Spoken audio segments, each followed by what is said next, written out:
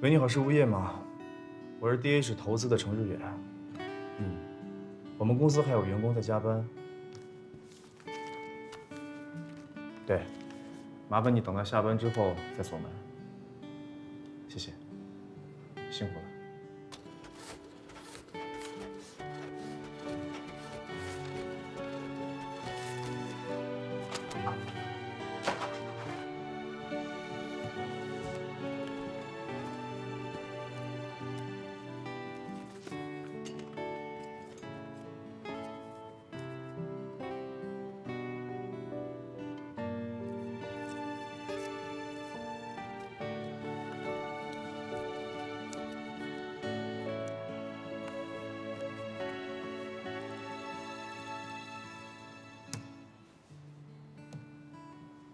搞定。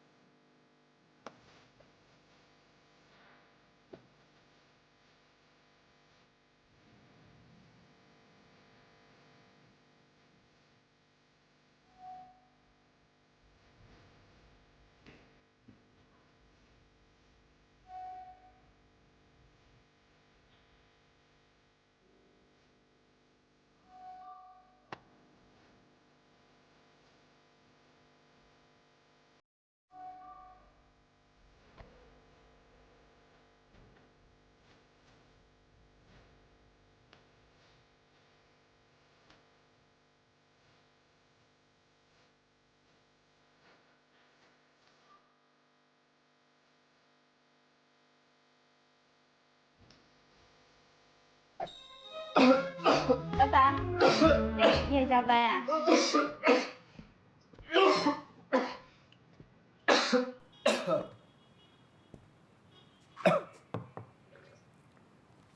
对，在加班呢。反正我回家呢也是要处理工作上的事儿。你呢？你怎么也加班啊？我没给你发加班费啊。我勤能补拙呗。我真该为公司有你这样的员工感到高兴。只要不是为我这样的员工感到伤心就好。其实人的这一生啊，在不同的阶段做不同的事情，去承担不同的结果。有些事情啊，没必要放在心上。现在已经挺晚的了，要不要我送你回去啊？哦，不用，我还得去找星座。Cindy，他这个时候应该不太想看到你。我要当面把这个文件给他。我给你看看东西啊。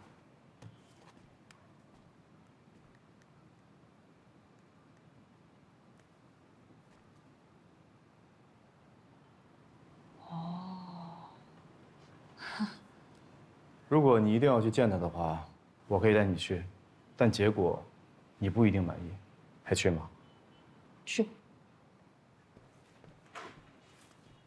喂，老李，10分钟后来楼下接我。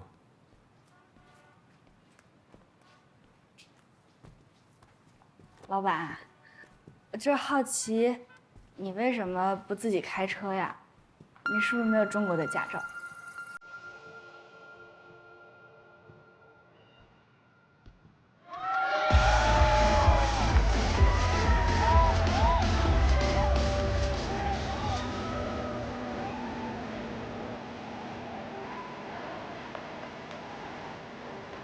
哎，陈总在那儿。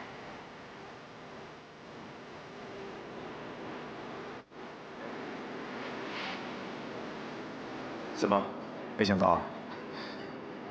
原来辛总私底下是这样子啊！他还有更厉害的。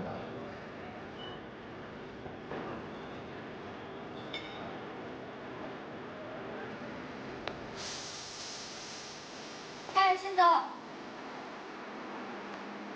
什么事儿啊？我把日新科技的分析方案做好了。什么？日新科技的分析方案我做好了，您要不看一下？现在是我的私人时间，我没有义务配合你的工作，上班再说吧。你加班，我一点都不想表扬你。当然，这是你的自由，可是我觉得很蠢。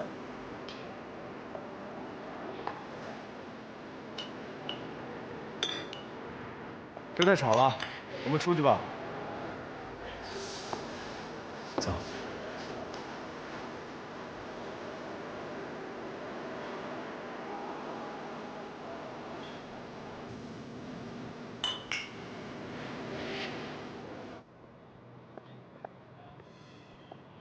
这么晚了，我送你回去吧。不用了，我自己也能回去，已经够麻烦你的了。这么晚可没有公交车啊。我打车回去啊。哼，你舍得打车啊？程总，我在你心中这么抠呢。明天见。晚安。晚安。早安，小陈。早安。早安。来了。走。杨小晨，你昨天晚上不会是去……下次带我一个。好，下次带你一个。你不会昨天晚上都在公司加班吧？对啊。你不知道 Cindy 最讨厌员工加班吗？他为什么会讨厌员工加班呀？我告诉你啊 ，Cindy 最反感的就是在公司瞎耗时间，在他眼里这就是无能的表现。我之所以主动要求调到 Cindy 这一组，就是因为我知道他从来不要求员工加班。你这些事儿都没调查清楚，我以后怎么混？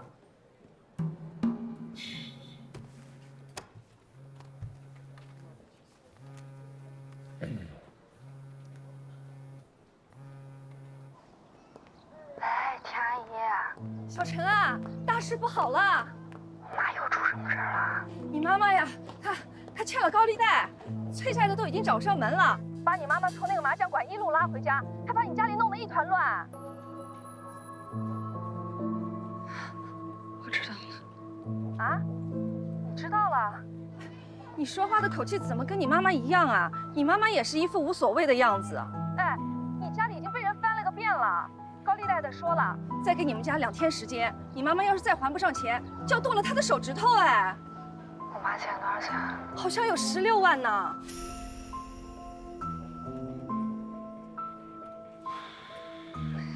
行，我知道了，田阿姨，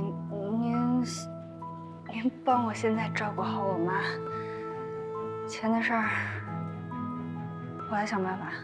哦，好。谢谢啊。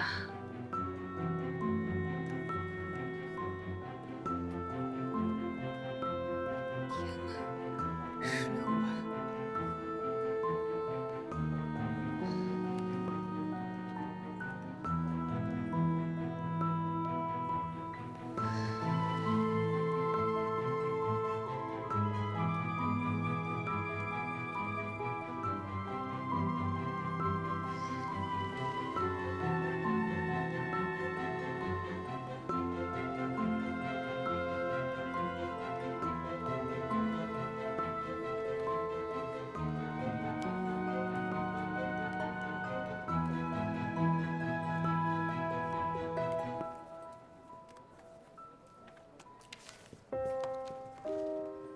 怎么了，小陈？没事。哎，你回来，我得出去一趟。一会儿辛迪来了，你帮我跟她请个假。啊，好。谢谢。这又怎么了？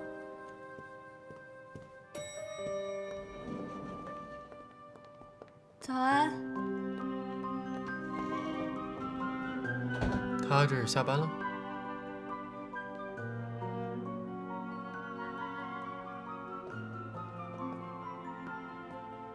你刚跟我说什么？没事，走吧。上一季度所有投资案的资料以及相应的分析总结都已经发放到大家手里了，所以下面有请李辉为我们大家讲解一下。好的，森姐。是这样，大家手上拿到的资料可以看到，我们部门在上一季度针对我们的互联网领域还有共享经济领域去做一些发展。那么目前呢，已经有包含在小黄单车还有橘子共享充电宝上，一共是13家的企业已经被我们拉到了我们团队里面。所以现在，不好意思啊，接个电话，继续。一共是13家的创业团队，喂有8家的合同我们已经是出事了吧？剩下5家我们还在是啊，出了点事儿。年年欠人16万块钱，人家追上门了，闹得还挺大的。我这正打算过去看看呢。向大家一样开心，对不对？那么这行一次的，你先别着急过去，已经高达了10%，我想想办法。相信也好会是一次非那就这样常成功的投资。那我们也非常有信心把这一次项目做好。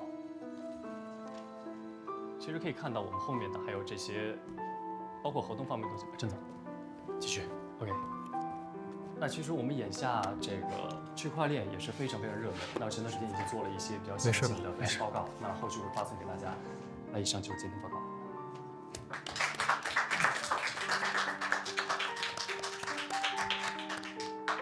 看来程总对我们上一季度的工作并不是很满意啊。上一季度成绩不错，今天下午茶我和程总请客。谢肖总，谢陈总。那行，今天的会就开到这儿吧。我有点时间出去一下，后面就辛苦您了啊。下午茶我请。谢谢总。那我们办吧。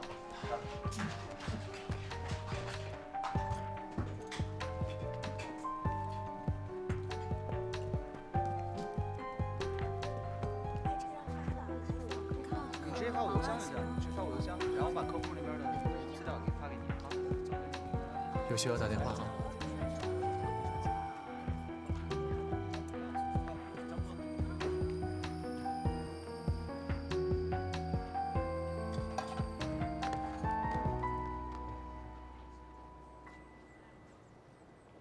喂，魏彤。喂，小陈。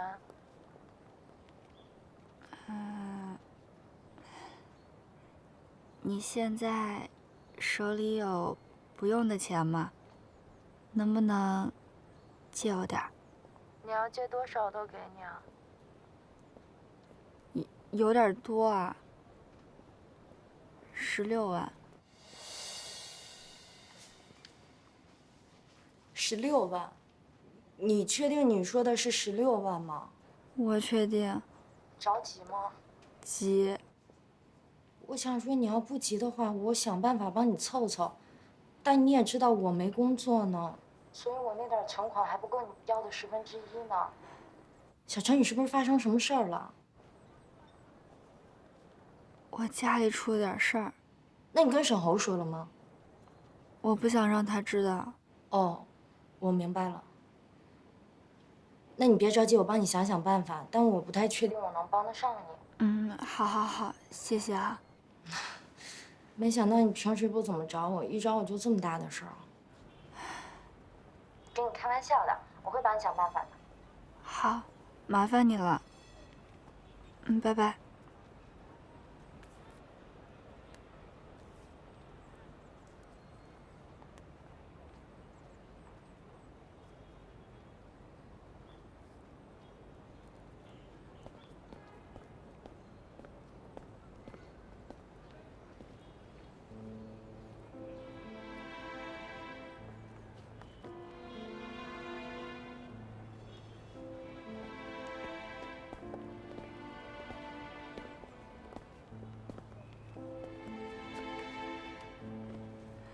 陈总，我本来说下来买一杯咖啡，看到有一个背影跟你很像，所以过来看看。没想到真的是你。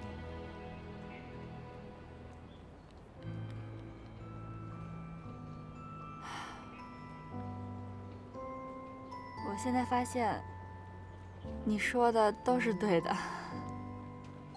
什么？就是生活中的苦涩，本来就是生命的一部分。如果无法避免，就学会去品尝它。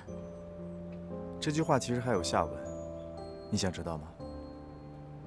只有品尝过苦涩之后，才能感受到生活的真正美好。意思是，如果你想抵达顺境，必须先在逆境中经过一番锤炼。这算是鸡汤吗？怎么了？是感情出了问题，还是家里出事儿了？能让你这个工作狂翘班的事儿，一定是大事儿。能在你身上发生的大事儿，也就那么几件，并不难猜。我现在非常需要钱。需要多少？16万。是家里的事儿。找沈侯了吗？沈侯他现在也刚工作，他自己肯定没那么多钱。我要是找他，他肯定会去找他妈妈要。那如果他去找他妈妈，那这不就印证了他妈妈的话吗？我可不想认输。看来你还是被绕进去了。什么意思？你脑子里面现在的输赢啊，还是取决于沈侯妈妈那天对你说的话，还是取决于你是否会拖累沈侯。但真正的输赢不在这里。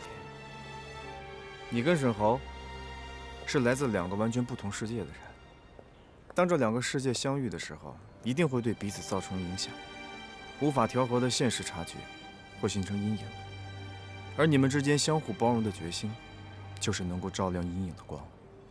到底是黑暗遮住了光明，还是光明照亮了黑暗？这得看光明有多强大。所以说，沈侯对于你来说是什么呢？你现在说这些都太抽象了，我现在脑子有点乱。我现在比较关心我能从哪儿弄到16万。那如果我说我可以借给你呢？为什么？可能是因为我恰好有钱吧。不是，我的意思是说，你也不问我拿这16万是要去干什么，你就说借就借啊？这么信任我啊？现在我是老板，你是员工，对吧？能让员工心无旁骛地认真工作，应该是我这个老板的部分义务吧。可是雇佣关系只是暂时的，你就不怕我跑了吗？你可别忘了，我可知道你家在哪儿。除非你一辈子不回去，否则我迟早找到你。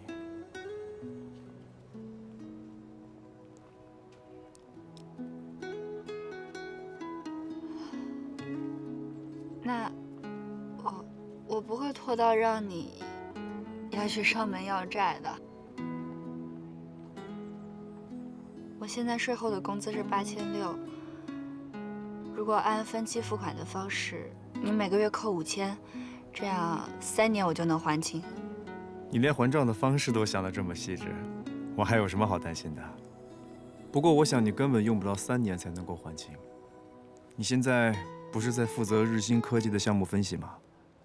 如果合同顺利签成，你有提成可以拿，到了年底还有年终奖，算下来应该有6位数字。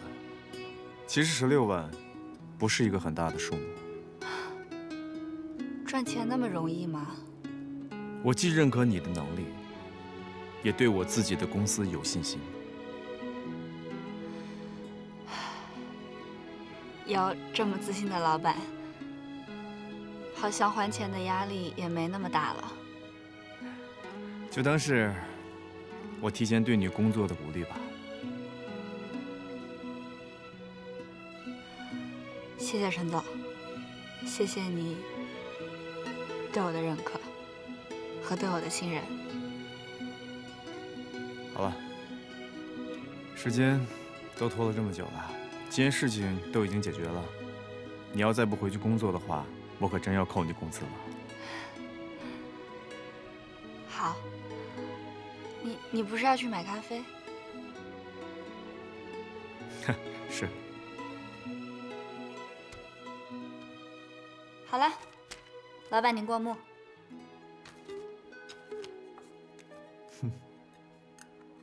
说实话，我已经很久没有见过这么古老的东西了。虽然古老，但是有效。我先出去了。等一下，你就这么出去的话，公司的人还以为我让你签什么卖身契呢。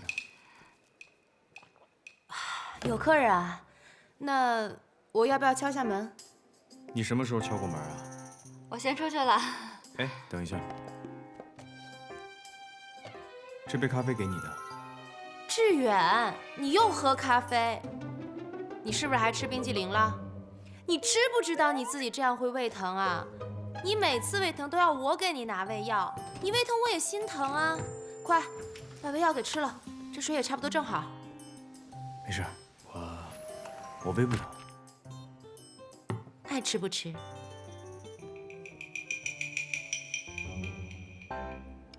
妈，16万已经转到你卡里了，看到立刻联系我。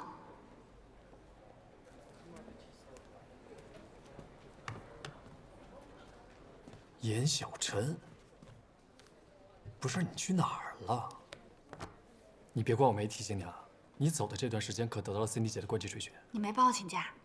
哎，我请了，我能不请吗？开会之前我就请了。哎，她表现的特别无所谓，头都没抬。啊，知道了，开会。结果会开到一半，不知道怎么回事，陈总突然走了。会议结束，他又来问我，知道严小晨为什么请假吗？我怎么说？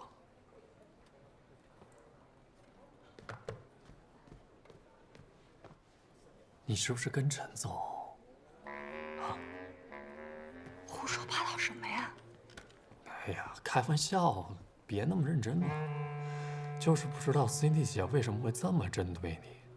没什么针不针对的，有个严厉的上司是个好事儿。哎，看你刚来，怕你踩雷。友情提示啊 ，Cindy 姐和陈总关系特殊。有多特殊啊？据说啊 ，Cindy 姐和陈总他们在国外上学的时候就认识了。陈总在国外创业 ，Cindy 姐就陪着他一步一步把 DH 建立了。但是1年前，陈总突然把公司的所有业务全部调回了国内 ，Cindy 姐跟着他一起回来了。这么算起来，她跟着陈总的时间比乔总还长。你别看乔总职位比 Cindy 姐要高，他见到 Cindy 姐也是要借她3分的。为什么不签字？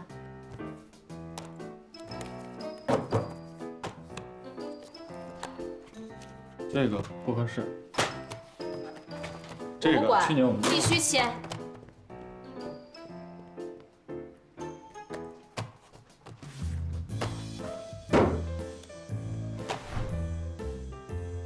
哎，还有个内幕消息 ，Cindy 姐和陈总对外都声称自己单身，但是 Cindy 姐不但知道陈总家的家门密码，还经常留宿在陈总家。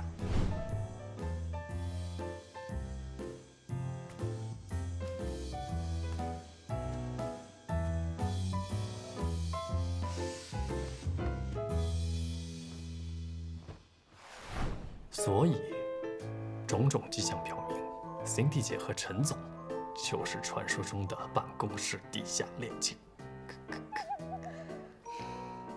地下恋情怎么了？他俩有什么不能公开的吗？陈总可能是想避嫌吧？你想，公司人多口杂，多麻烦。Cindy 姐也不求名分，就想安安静静的待在陈总身边。哎呀，这么一想，魔女也是挺不容易的呢。叶小晨，你是不是还知道点别的？我能知道什么？哎呦，快说快说快说！哎呀，你快说嘛！我求你了，大哥，我现在脑子乱得一塌糊涂的，你还在这儿来跟我八卦，能不能消停会儿？就是开个玩笑嘛，那么认真干嘛？赶紧工作。告辞。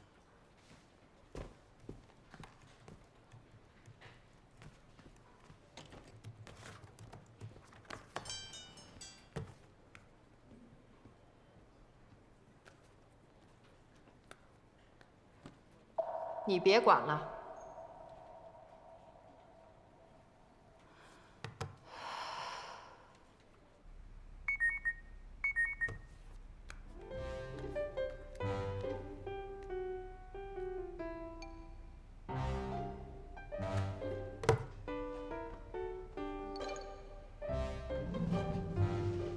沈红，沈红，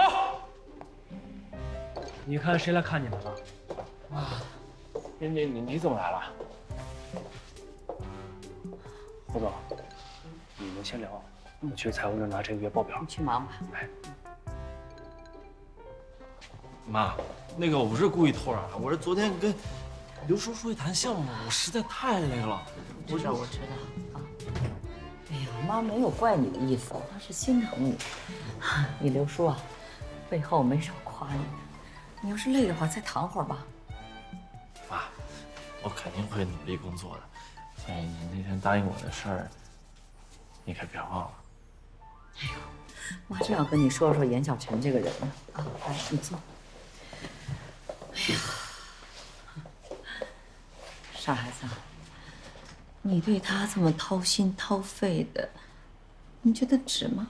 当然值得了。妈，你什么意思啊？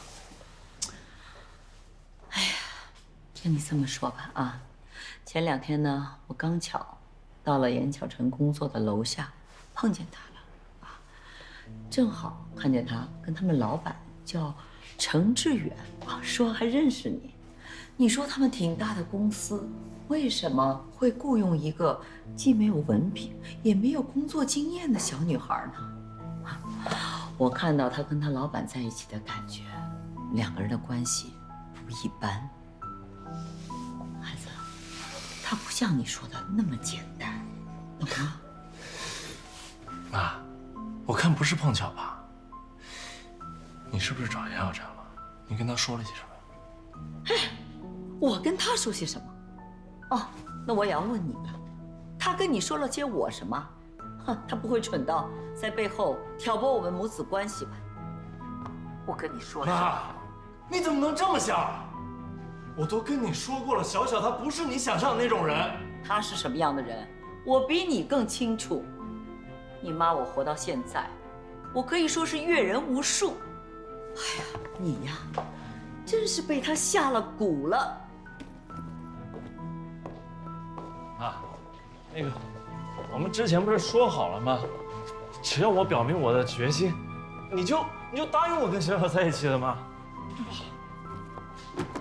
没错，之前啊，我是想答应你的，可是，并不代表天天让你夜不归宿，住到他那里去啊！啊，你所谓的努力工作，就是陪着客户天天喝大酒，结果呢，晚上不睡觉，白天起不来，就跑到你刘叔这儿补觉。你拿这儿当什么？想睡就睡，想来就来。你说说，你这样下去能撑多久？身体都先搞垮了。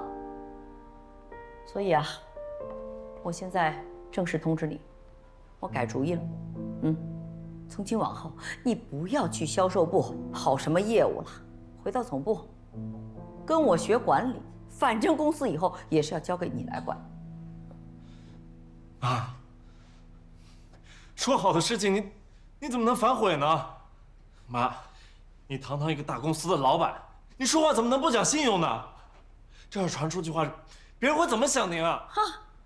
哎呦，你就天天跟严小晨在一起，别的没学会，学会给你妈扣大帽子了是吧？好，那我就以公司大老板的立场来告诉你，严小晨这样的人啊，就作为一个普通的员工，他在人品上都有问题。这是什么呀？你看啊，这是朱棣给我的，严小晨入公司以来的报销单，上面充满了弄虚作假。铁的事实面前，你还有话讲哇？妈，这些话如果不是我亲耳听到，我根本不会相信这是从您嘴里说出来的话。朱棣说的话你就这么相信？那我呢？他能比我更了解潇潇吗？况且这些报销单随意修改都行的，这能证明什么呀，妈？我以为你懂我，我以为你是站在我这边，可是现在呢？我告诉你，我依然坚持我的想法，不管你说什么，做什么，我都不会和小小分开的。好啊，那我也表明我们的立场，不管你说什么做什么，我跟你爸坚决不同意你跟他在一起，否则的话，否则的话怎么样？把我赶出公司？妈，你别忘了，我从来就没有想来过。尊敬的侯女士，我郑重的通知你，我不干了。沈侯，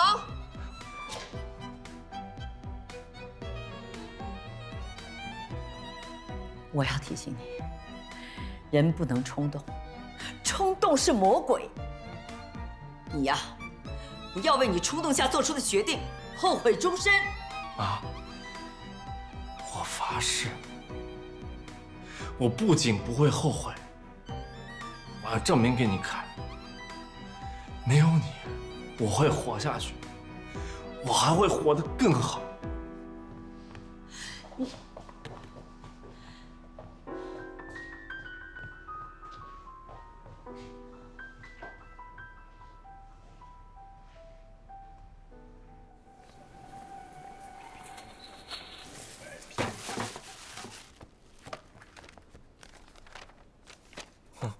这不是你爸公司的项目资料吗？哟，转性了。不是你买那么多酒干嘛呀？我心情不好，陪我喝点。大白天你喝什么酒？再说你都谈恋爱了，心情不好找嫂子去找我干嘛？上班呢。况且这事儿我还没想好怎么跟他说呢。什么事儿？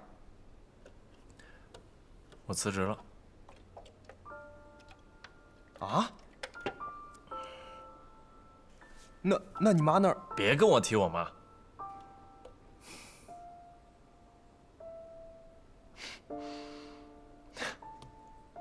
哎呀，我还以为你跟他苦尽甘来了呢，哪成想你俩这么点儿背，谈个恋爱还得先解决家庭矛盾。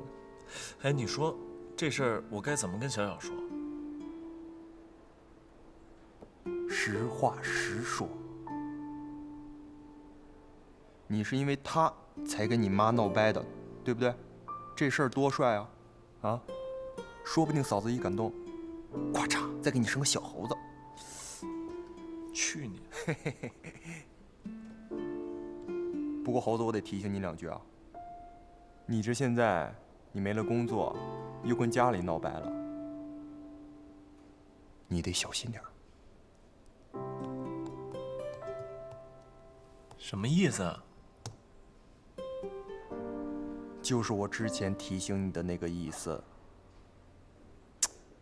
你想啊，就算嫂子对你情比金坚，但是她现在在城市远的公司上班啊，你架不住她虎视眈眈吧？你给我闭嘴啊！别瞎掰啊！反正我提醒你了啊。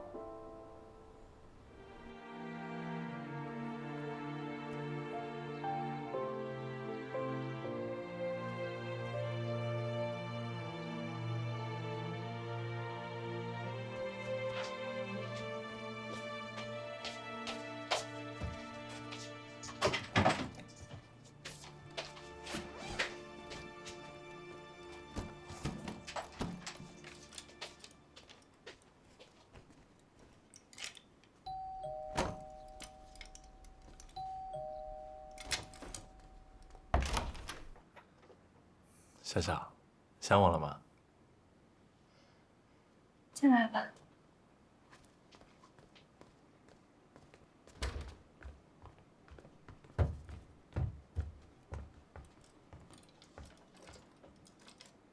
小小，你收拾行李干嘛？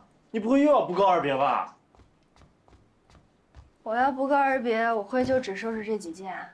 那还不是因为你上次突然消失了，我都有后遗症了。你收拾衣服干嘛？出差啊？我得回家一趟。回家我陪你去啊。不用了，你还得工作，老请假也不太好。小小，我辞职了。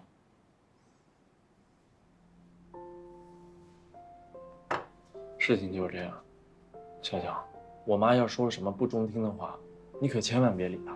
我也不知道我妈怎么就突然变成这样。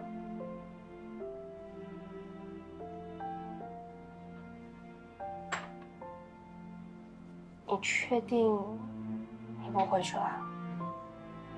我要是还待在公司，拿着公司的工资，我就还是我妈的空瓶。工作嘛，大不了再找。我发现我对于跑销售还挺有天赋的，再熬个1、2年，赚足了本金，到时候我干脆自己创业，拉着雨辰一块干。小小，你别担心啊，我真的想清楚了。工作有很多，但是你只有一个。我要是把你弄丢了，我上哪去找一个一模一样的你啊？所以，我希望你支持我的这次决定。你知道，我会永远站在你这边的。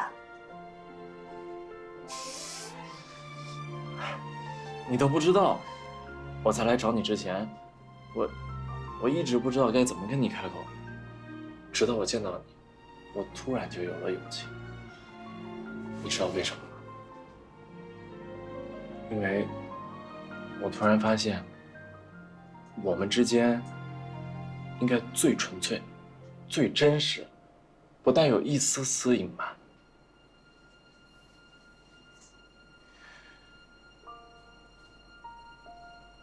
我明天回老家，如果你愿意的话，你可以跟我一起回去。真的啊？如果你不想去也没关系。愿意啊，我行李都带来了，说走就走。我们家可比不上这儿，吃的和住的可能都不是很好，而且我妈脾气也不太好。小小，我既然说了要跟你一块回老家，我就做好了面对任何事情的准备。好，来擦一下。叔叔，你们下棋呢？周阿姨好。哎，孙阿姨。哎呦，回来了。叔叔啊，回来了，小陈。周阿姨好。哦，好好好，挺好的。哎。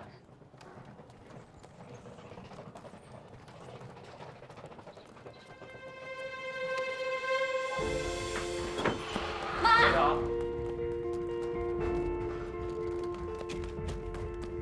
妈。哎，小小。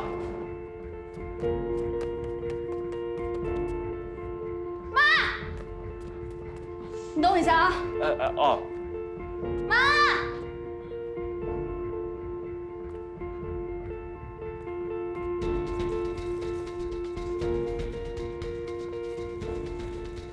你谁呀？你怎么跑我家来了？要债的？我不是坏人，我不是坏人，我是贼吧？不是贼，不是贼呀！我不是贼，这不是贼，这不是贼，自己人，妈，自己人妈。我大学同学。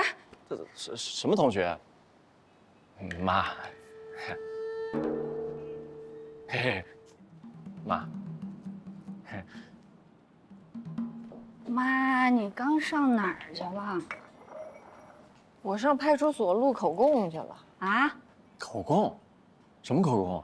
那帮人找麻烦来了，你不会是还没还钱吧？一大早就找上门来了。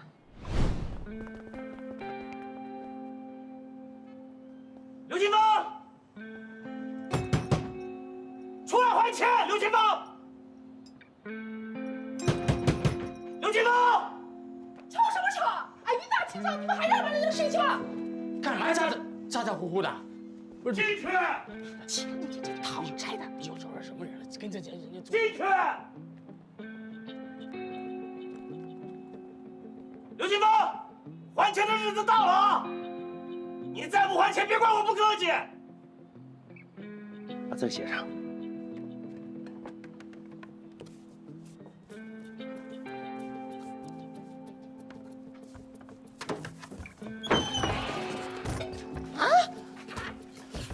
臭流氓！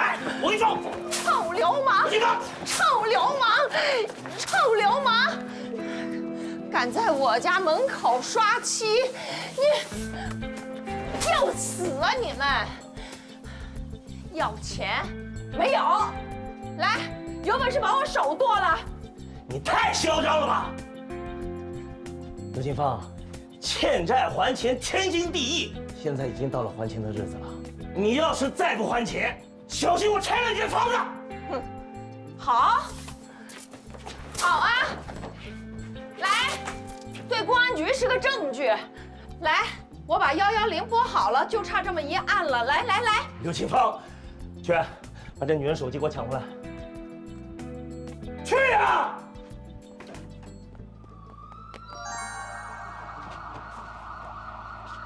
你有种啊，刘清芳！你给我等着，害我回来了！快走！什么？我电话还没拨出去呢，警察就来了。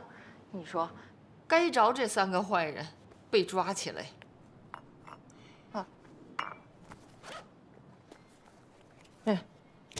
我就还了4万块钱，剩下12万都在这里头。不是，到底什么情况啊，妈？还有小小，这么大事你为什么不跟我说啊？你谁呀？一口一个妈叫着，我怎么不记得有你这么个儿子？啊，妈，你好，不是，阿姨你好，我自我介绍一下，我叫沈侯，3点水那个沈，王侯将相的侯，妈，他是我男朋友。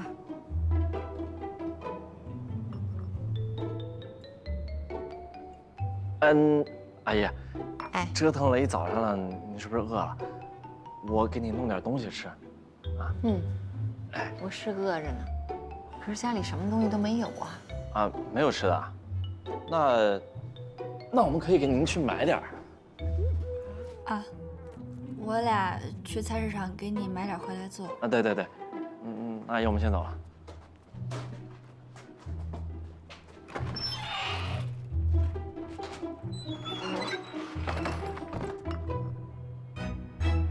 不是，小，到底怎么回事？你妈从哪儿借的钱啊？欠的高利贷。啊？那怎么不早点报警呢？我当时就是怕我妈会出事儿，也就没想那么多。那谁借的钱啊？我找陈志远借的钱。程志远，你为什么不找我啊？我找你，你一时半会儿能拿得出那么多钱来吗？你不还是得找你妈吗？我可以找雨神。哎，我就算是找陈志远借钱又怎么了？我又不是不还他。那你怎么还？我现在还有1万多的存款，再加上我每个月的工资从工资里扣。要不这样，别从你工资里扣了，这4万块钱我帮你还了。不要，你不许去找你妈要钱。放心吧，不会。现在我跟我妈的关系，你觉得我问她要，她会给吗？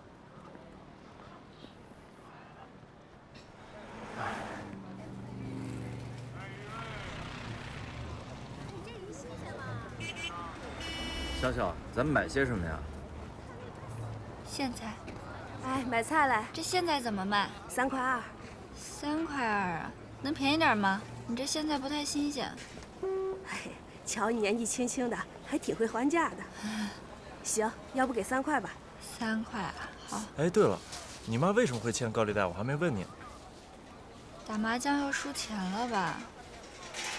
没想到啊。哎，你到底买不买啊？别杵在这儿啊，影响我做生意。谢谢啊。买菜吗？这个多少钱一斤啊？这个啊，8块。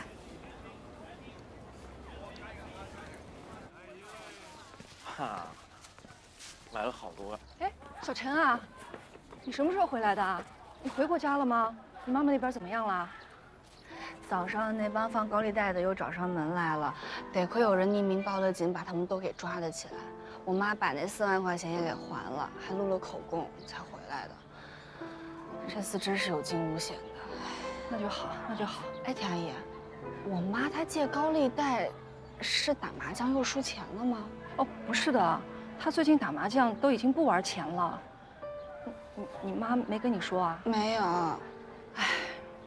他是被一个牌友给坑的，那个人呢是最近才开始跟我们打麻将的，每一次都会请我们喝点茶什么的，反正出手挺大方，好像挺有钱。那你妈妈一打听啊，知道那个人的钱是在什么投资平台上面赚到的，那个人看到你妈动心了，就怂恿她也投钱进去，说是可以帮她操作。哎，什么投资平台，那都是诈骗，到时候他们就卷钱跑了。你妈妈一开始小投了一笔，可是很快利润就翻倍了，她就觉得应该多投多赚，所以就想到问我们借钱。可是我的钱都不在我自己手里，我实在是帮不上忙，所以她才想到借高利贷的。可没想到那个什么平台是骗人的，你妈妈从高利贷那边借的4万块钱，在那个什么平台里面1毛钱都没拿回来，结果高利贷那边反而利滚利变成了16万，所以那帮人才上门催债的呀。哎呦。我妈她老相信这种不劳而获的事儿，得亏这次是运气好，不然谁知道会出什么事儿呢？小陈啊，你也别怪你妈妈了啊，都是为人父母的，她的心情啊我懂。她想多赚点钱呢，其实是想帮你减轻一点负担。她有一次跟我讲过的，她说你一个人在上海这种大城市生活很辛苦，挣点钱不容易的。小小，你就别怪你妈了，你妈挺单纯的。好好劝劝你妈啊！那我先走了啊！拜拜，阿姨。再见啊！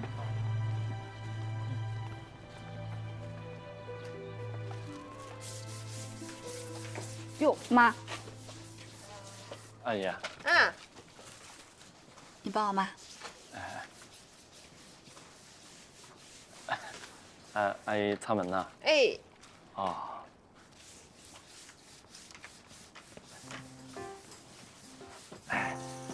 阿姨，您坐，坐，椅子，对，我来，啊，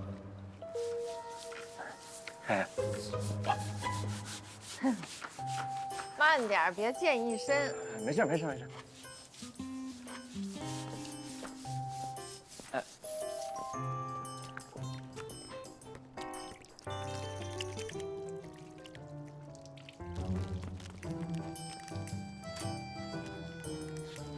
哎，没事，这儿有。啊，有啊，我帮你打。不用。干嘛呀？对，没事。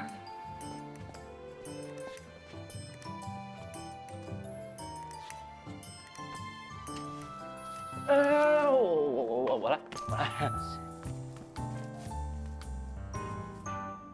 要干什么呀？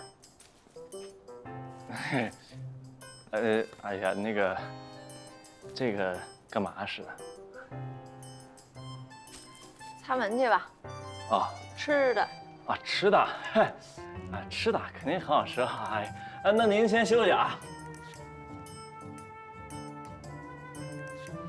阿姨，那我门一会儿就干净了啊。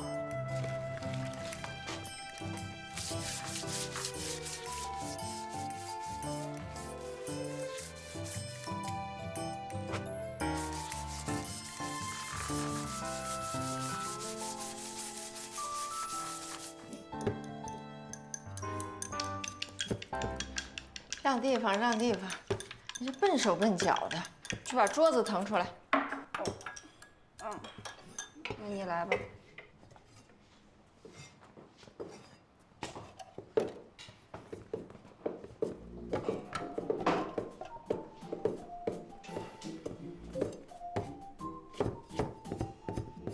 阿姨，您这手法啊，都赶上5星级酒店大厨的标准啊！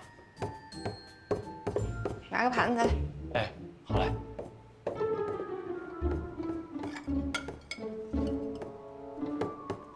阿姨，盘子。拿个大点的行不行啊？哎，好嘞。阿姨，大盘子。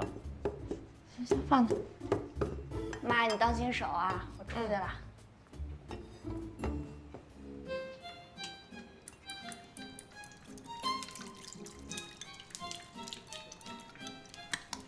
葱姜蒜，葱姜蒜啊，葱姜快！蒜。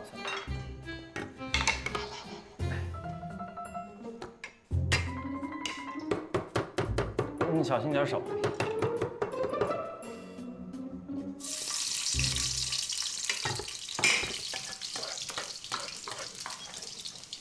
你们两个，哎，不要那个。你们两个认识多久了8个多月了。怎么认识的呀？我们俩大学同学，天天都能见着。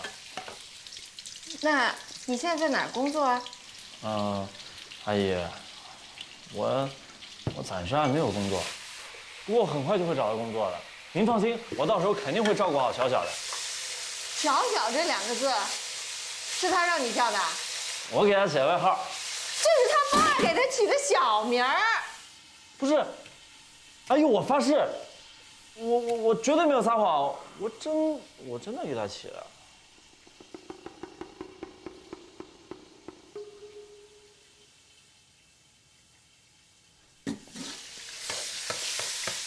那你看上小小什么了？他呀，那太多了。总之，他优秀，哪儿都优秀。啊，您可能不知道，小小在学校里啊，年年都拿奖学金，学校的教授直接给他保研。您知道这机会有多珍贵吗？但是小小呢，说不要就不要了，厉害吧？学校里的同学对他就是羡慕嫉妒恨。哎呦，还有，他在公司里啊，每次都受到领导的表扬，而且他一进公司就给公司签了一大笔合同，厉害。他这么优秀，你又没工作，拿什么养活他呀？阿姨，虽然我现在没工作，但是为了小小，我肯吃苦的。他只要开心了，我做什么都愿意。好了，你去吧。那您不要帮忙了。没事了。那我先出去了，您有事随时叫我。好。好嘞。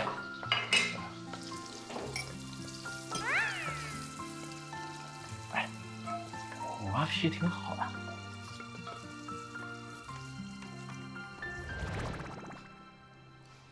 这也太香了！你快动筷子吧，我等不及了。哎，谢谢妈。叫阿姨。哎，谢阿姨。不用了，我自己来。你不最爱喝鱼汤吗？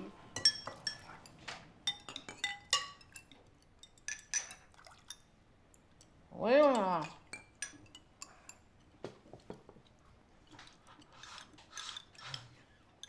太好吃了！你们就不想说点什么吗？是不是因为我第一次来，你们不好意思？哎，没事，说吧。我可就说了啊，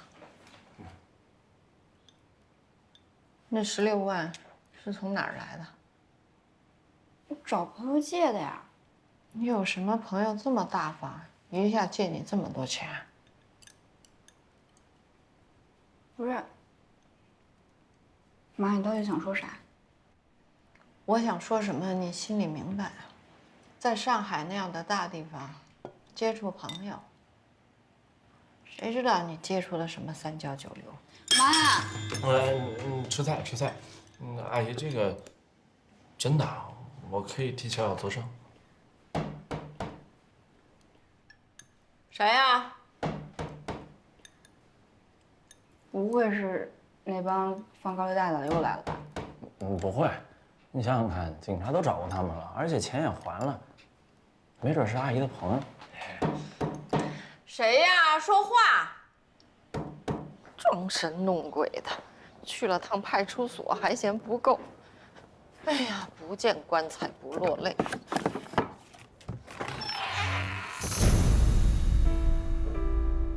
大嫂，不是姐，你看没别的意思啊。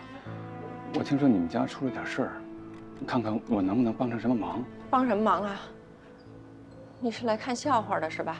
不是的，姐，你别误会我。你少装好人！我真的是看看有什么姓能帮郑的，我告诉你啊，你要是真还有点良知，你就告诉我，当年撞死我们家老严那人现在在哪里？你说。姐，我真不知道。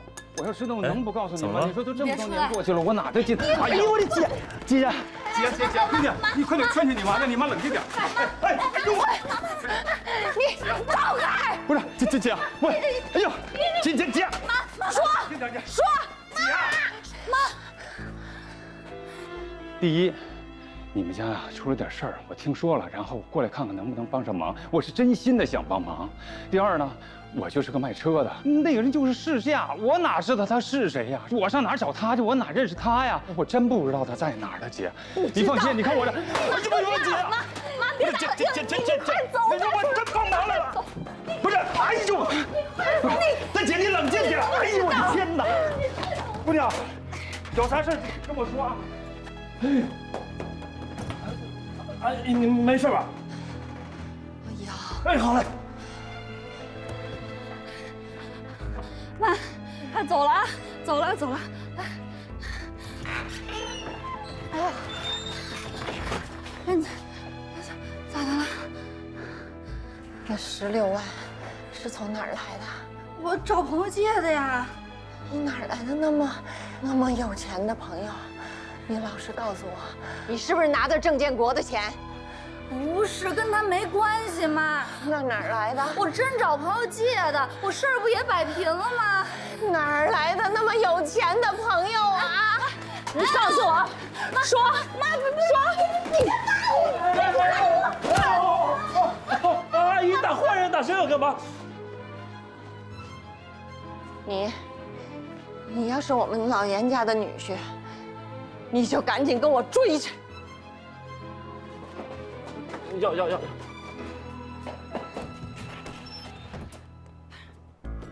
你别跑！妈。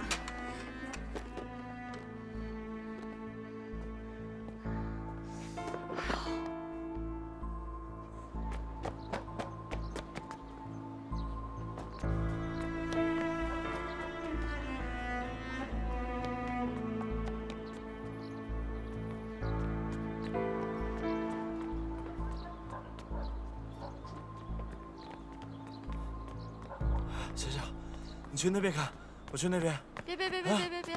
别找了，你就算找着他，他也不会说的。啊，那怎么办？我还等着做女婿呢。咱现在回去啊？走，河边走走去。啊。原来你爸是被……我还一直以为他是得了什么病。小小，这事儿为什么你不早点告诉我？我明白。哎，你妈刚才真的是情绪太激动了，把我吓死了，差点把你给打伤了。我早就习惯了，这已经是家常便饭了。什么？我爸出事儿之后，他只要一想起这件事儿，或者是碰到跟这件事情有关的人，他就会变成这样，情绪就没办法控制。不过，看来你妈真的很爱你爸。你知道吗？我妈年轻的时候，是这个县城昆曲团里最有名的正旦。她最出名的2个戏，一部叫《桃花扇》，一部叫《牡丹亭》。每次只要剧团有慰问演出，县里的那些男女老少就会放下手里的活儿，赶过来一睹她的风采。而我爸呢，当时只是剧团里的一个新来的木匠。我妈当时风头正劲，我爸却默默无闻的。所以我爸虽然心里一直爱慕着我妈，但却因为身份的差距，没有办法把这份爱意说出来。我妈，她开始只觉得我爸这人忠厚老实，也没往别的地方想。我爸的性格，从来不会为自己去争取什么。喜欢一个人，只要看着他每天过得好，就已经很心满意足了。换句话说，按照我妈当时的势头，要是能真的嫁给一个好人家，我爸也会衷心的祝福。但没想到，一切都变得那么快。我妈总是那几部传统的剧目来回的演，观众也开始听腻了。剧团为了卖票，不得不开始排演更年轻、更活泼的剧目来迎合观众。我妈不肯，她想坚持传统，但很快就被一些更年轻的演员代替了。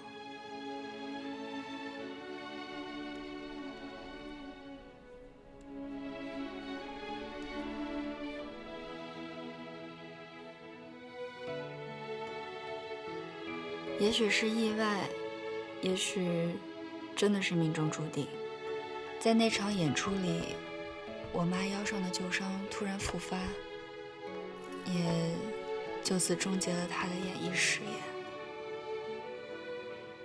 青芳，只要你愿意，以后我养你。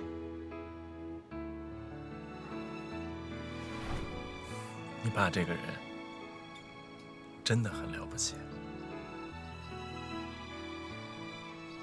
在你妈最风光的时候，他默默陪着她，不打扰；在你妈最落魄的时候，他不离不弃。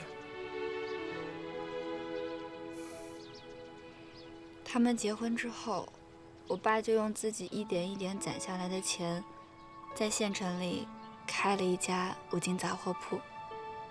他还会做木雕，所以就把木雕当成了副业。我妈呢，就在店里给他做帮衬。他们结婚的第2年就有了我。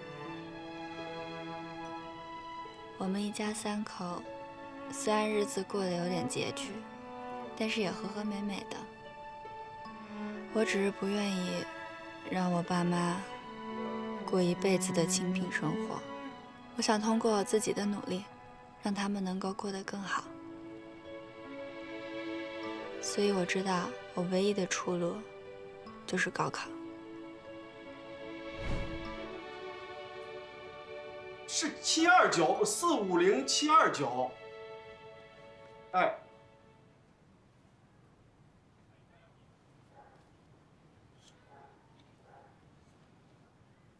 怎么了？好，好，谢谢。怎么了？爸爸，你快说话！考得不太理想。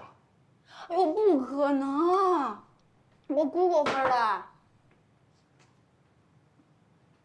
403。哎呀，好吓人啊！真挺高啊，乔乔。那我可以去华大了。对呀，对呀，对呀。吓唬我！是。你老想着去华大，去华大，在本地读师范不也挺好的吗？毕了业还可以当老师，要去上海，我才不要。是，但是上海啊，对小小的今后的发展有好处啊。总向着他。妈妈是舍不得你啊。你舍得呀？是我也不舍得，但是爸爸支持你啊。嗯，既然决定去上海了，那就好好学，拿出优异的成绩来，然后给妈妈、给爸爸看啊。哎，来吃。嗯。孩子长大了啊，有选择了，成长。来，你不高兴吗？啊？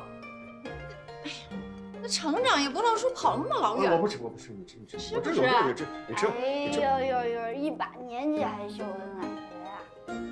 酸吧？酸不酸？哎呀，祝贺啊！真甜呐！啊，你问清楚了吗？第一志愿怎么能调档呢？我们不是超过录取分数线11分了吗？他这个学校就是这么说的。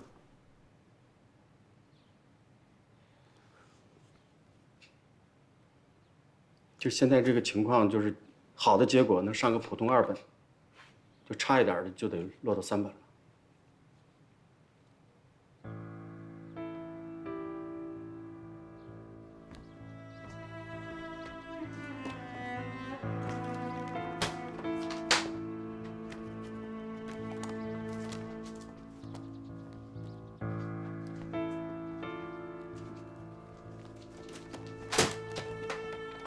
老严，先吃饭吧。啊，我吃不下，我不吃了。你叫小小，让小小，我去叫吧，去叫。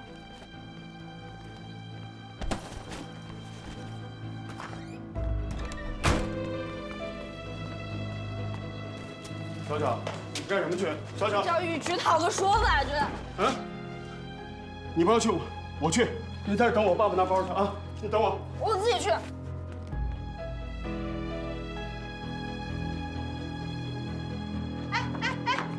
吃完饭再去啊。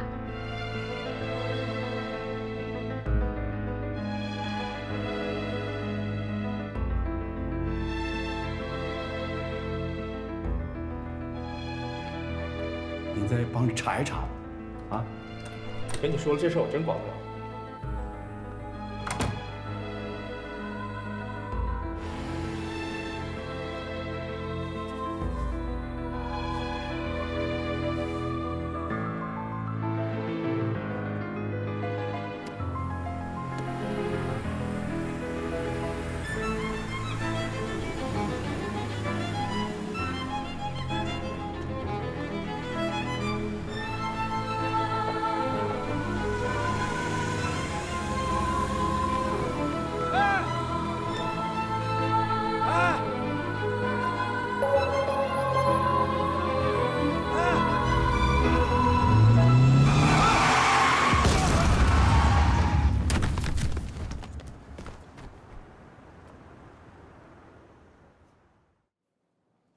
警察同志，一会儿家属来了，我能不能见一下？这件事情啊，根据现场的几个目击证人提供的口供，我们初步判定，是由于对方闯红灯所造成的事故，属于对方全责。考虑到家属的情绪呢，见到你们之后可能会受到更大的刺激，所以我觉得咱们这边呢，还是尽可能的回避一下。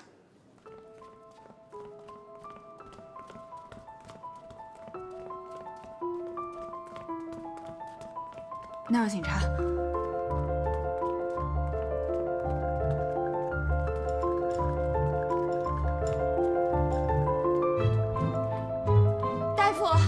大夫，孩子他趴在哪里？老严在哪里？见顺便吧。啊！你爸！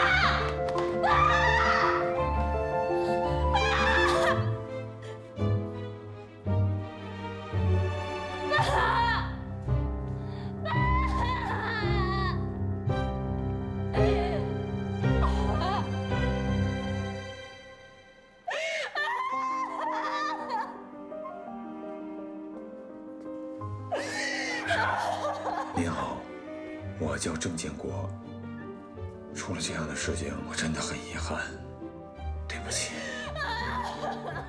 如果有什么条件，您尽管提，我一定会满足您的要求。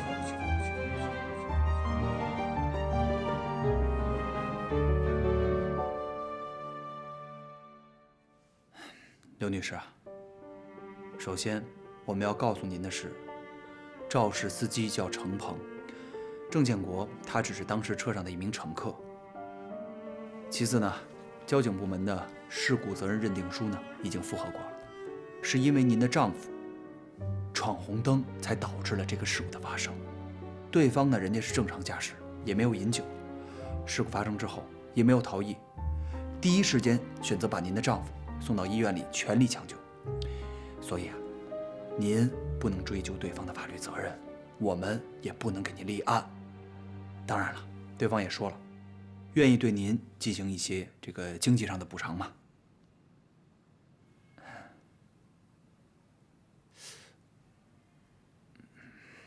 我不要钱，我要命。告诉我那个叫程鹏的现在在哪里？他撞死了我丈夫，一命还一命，我不会放过他的。刘女士，您听我再跟你解释啊，既然对方他不构成交通肇事罪，我们现在这样的一个情况，没有法律明确规定，您是不可以见他的。并且我觉得，现在您的这个情绪有点激动，我们有责任也有义务，确保这中间不会再发生什么二次的伤害嘛，对吧？你们不管。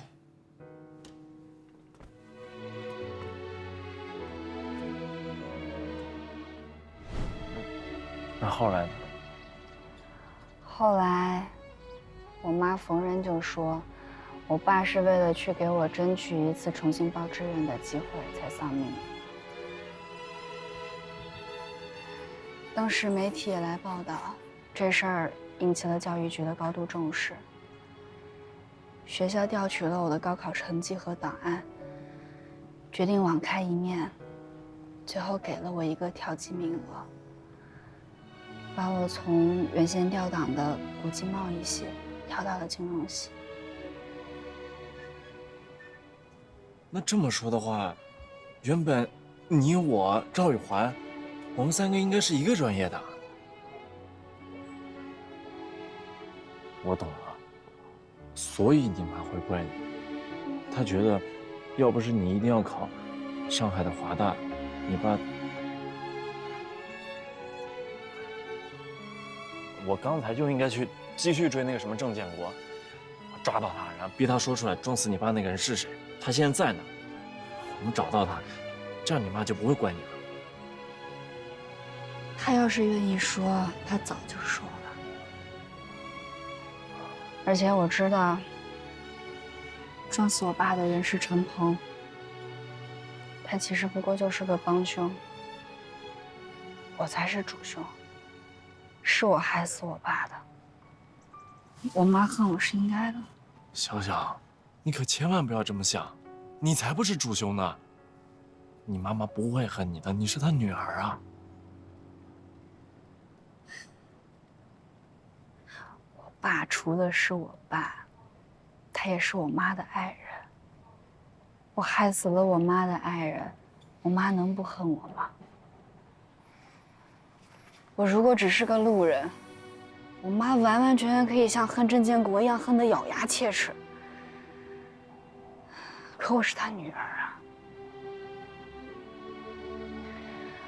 我妈虽然看上去暴躁刚烈，但她其实是株菟丝草，而我爸木讷老实，其实是我妈攀援而生的大树。树毁了，这草活着的意义也不大了。我妈在我爸出事之后自杀过一次。什么？那后来呢？后来被救回来了，在重症监护室住了1个多星期。但是后来我们为了还医药费，还有维持以后的生计，就不得不把我爸的五金铺给卖了。所以，你从那以后，你们家就没有经济来源了，是吗？所以我大学4年才一直都在打工啊。我妈那次自杀被救回来之后，她自杀的念头就从来没停止过。我在他病床前，我跟他说过，我说如果你还是想要去死，那我也就不活了。你用什么办法去自杀，我也用什么办法去死。小小，你可千万不能这么想。好了，都过去了，一切都会好起来的。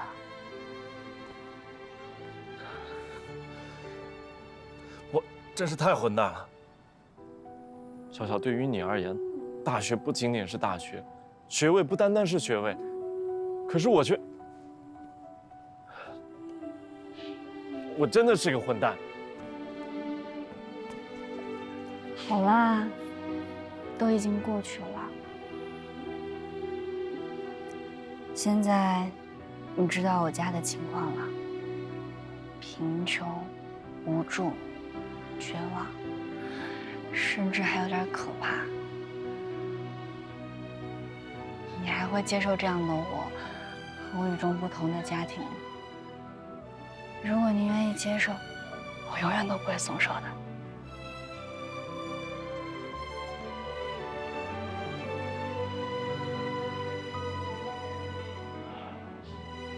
小小，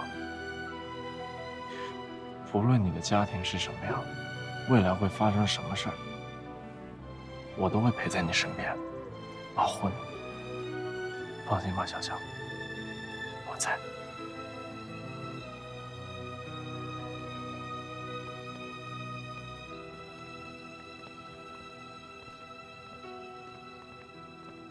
哎，等一下，等一下，等一下，收一下。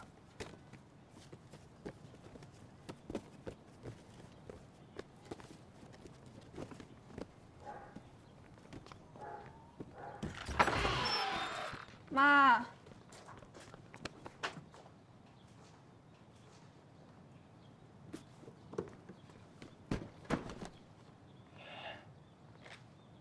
这样，你先别进去了，我怕他看着你又受刺激。我进去跟他说吧。没事儿。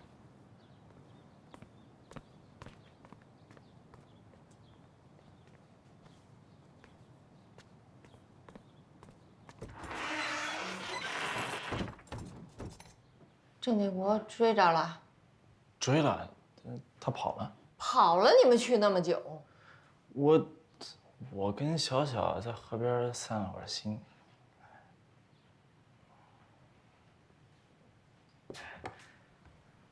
你老实告诉我，他那16万是不是跟郑建国要的？不是，阿姨，我给你发誓，我拿我所有的发誓，这钱绝对不是郑建国的，真的。我这么跟您说吧，小小的老板呢，他是一个善良、优秀，而且还大方的人，他还跟你们是老乡，所以啊，他那个人就特别喜欢帮助一同在上海奋斗的小老乡。还有一个道理就是，他是一个大企业的大老板，所以呢，他这个16万对于他来说就相当于，咱们普通人的16块钱，是这道理啊。嗨，我再跟您说一下我的心里话。我想我一定会找到一个很好的工作，到时候您和小小就不用担心了，你嘛就绝对不会再跟别人借钱了。我可以的。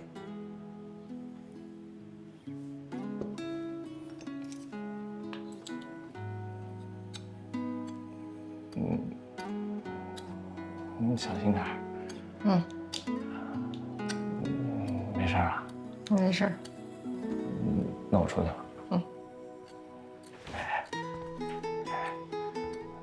哎，这个真好看。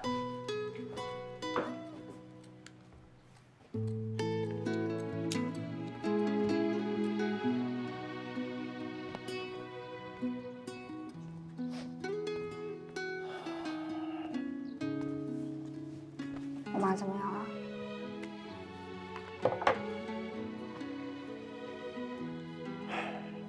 是太厉害了。嘿嘿，你妈没事。我跟你妈说了，是你那个又优秀又善良的老板借你的钱。哼。哎，你妈也会做木雕？他当然不会了，我爸才舍不得让他干这些粗活呢。我爸说我妈的手是唱戏人的手，平时让他做做家务、煮煮饭已经够委屈他的了。我看你妈又在那儿做木雕，可能是想你爸了。我去煮饭。好啊，哎，我帮你。你妈喜欢吃什么？咱们一起弄点她喜欢吃的啊。啊，好，来来来。